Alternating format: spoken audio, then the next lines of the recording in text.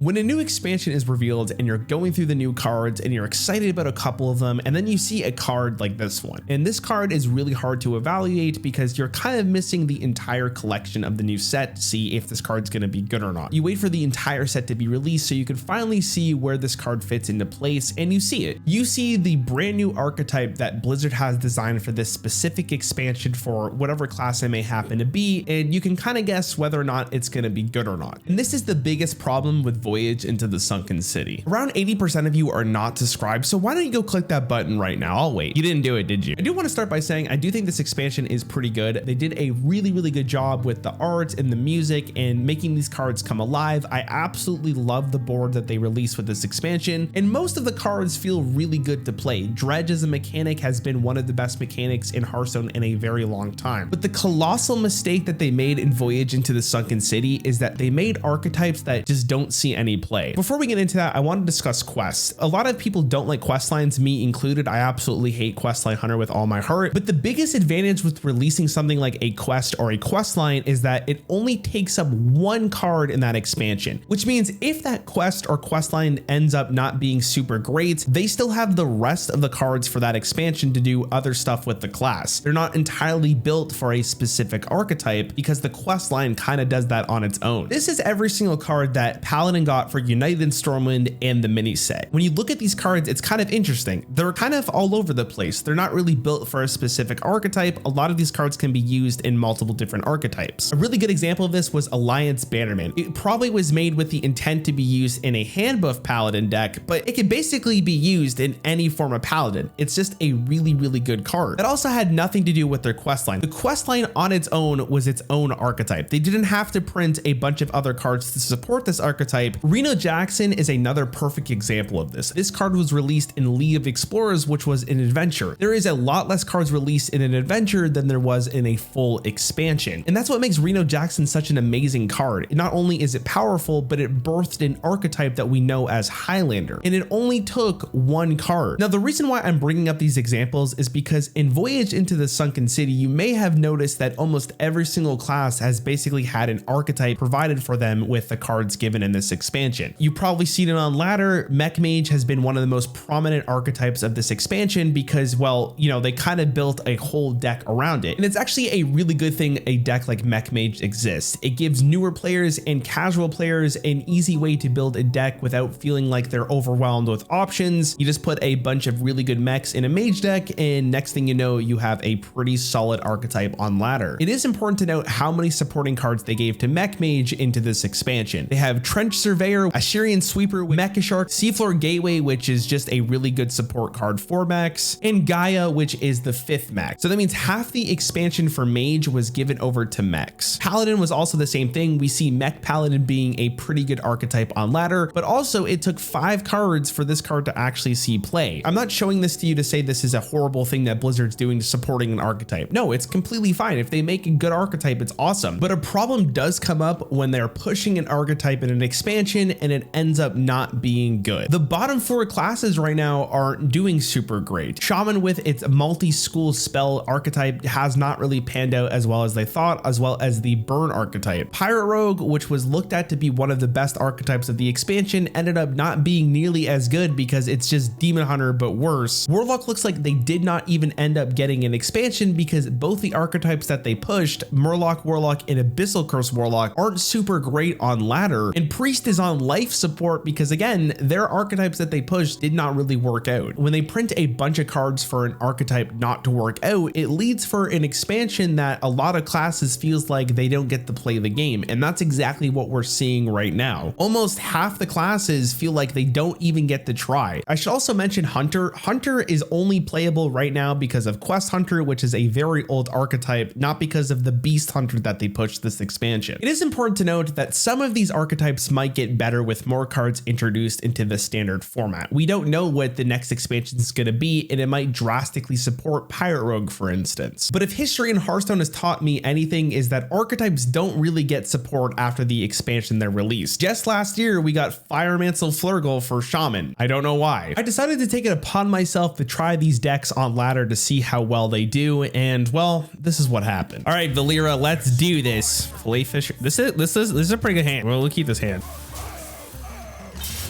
I mean, pirate. Nice. Oh, I could have got the 3/3s. Ah, this is better.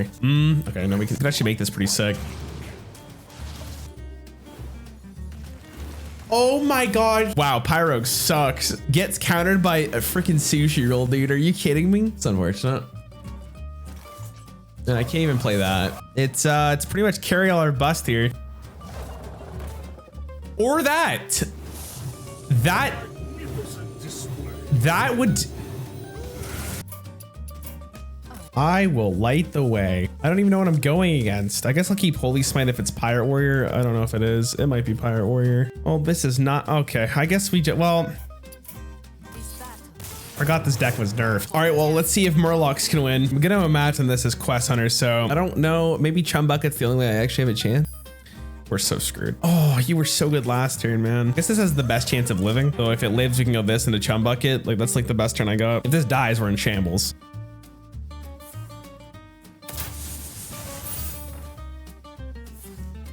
Oh my god, that was gross. Maybe if this lives, I need one of these to live and then maybe I have a chance. If one of them lives, we do have a chance. It just requires one of them to live.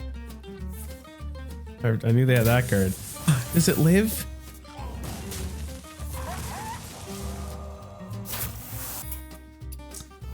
I mean, Shaman's got to be good, right? Shaman's my biggest hope for this challenge. Need for Greed turn 1. This is already starting out like a pretty good game because I get to play this for free.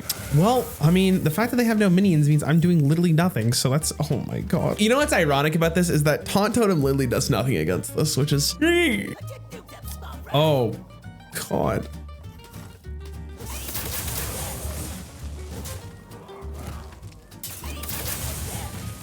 It's turn 5 and I'm at 13 life. Oh. I see what the problem is. Do 5 damage apparently. I'm probably dead. He has 5 on board, 6 with the hero power with 4 cards in hand. I'll see you guys at my funeral. No, it does it twice, right? Okay, well, Shaman sucked. I mean, if we're gigafitting next turn, this isn't that bad. They're taking 3 and then they take 4. They do 4 next turn. They'll take 5 from this one over 2 turns, so 10. Did we win? I won. Okay, maybe Abyssal Warlock's pretty good.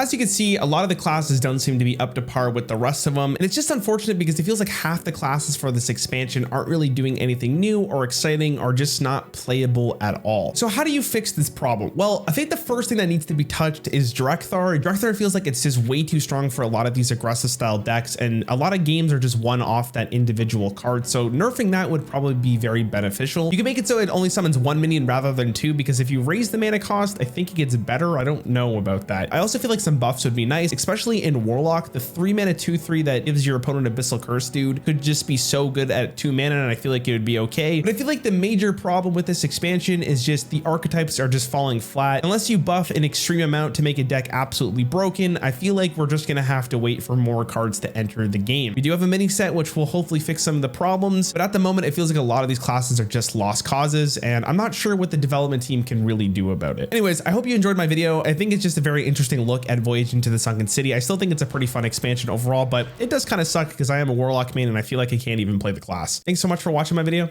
I'll see you in the next one.